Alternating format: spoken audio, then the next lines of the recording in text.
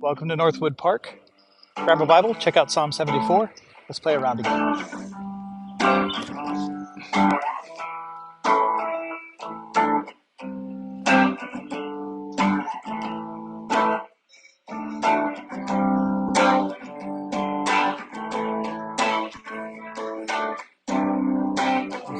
This starts out as a lament that the Lord has forgotten and cast off his people.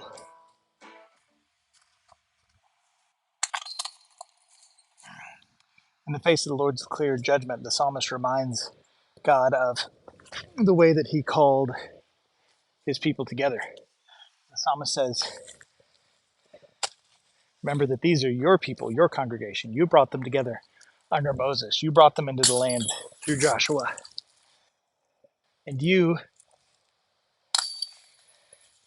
established your sanctuary in their midst under David and Solomon. Remember all these things. Remember and see that your enemy has destroyed that same sanctuary. The psalmist goes on to speak of the destruction in terms not dissimilar from Isaiah's prophecy of judgment and destruction. The representation of Eden and the Lord's temple has been torn down by the nations.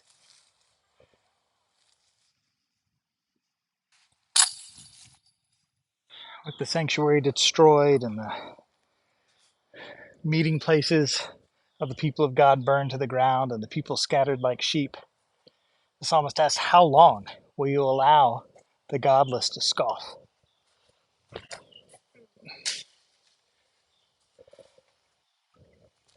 How long will the Lord let his name be reviled among the nations?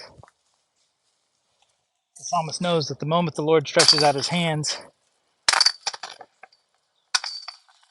the scoffers will be put to shame and brought to an end.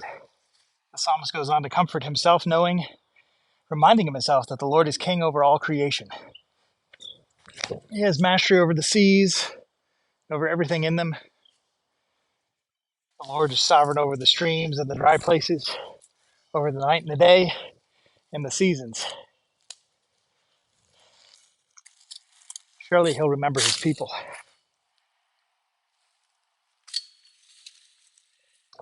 The psalmist asks that the Lord would not forget his covenant people, and that he would continue in his anger toward his enemies,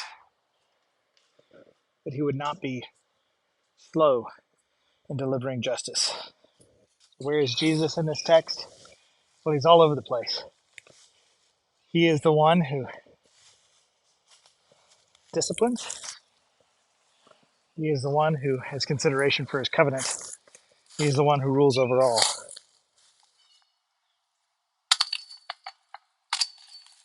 This psalm teaches us that those who feel abandoned by the Lord can cry out to him, saying just that, even as we turn to remind ourselves that he is faithful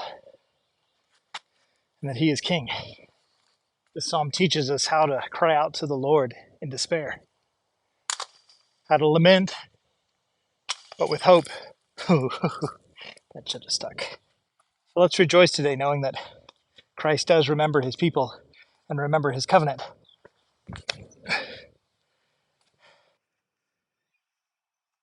Let's even use this psalm as a way to pray for and encourage and lament for our brothers and sisters who have lost their meeting places, who have seen their safe gathering places destroyed. I think particularly of my Anglican brothers and sisters. Ultimately, we must remember that the sanctuary that was destroyed was raised on the third day in the body and person and work of Christ. He is our sure and abiding hope. Keep enjoying the Psalms. See you next time.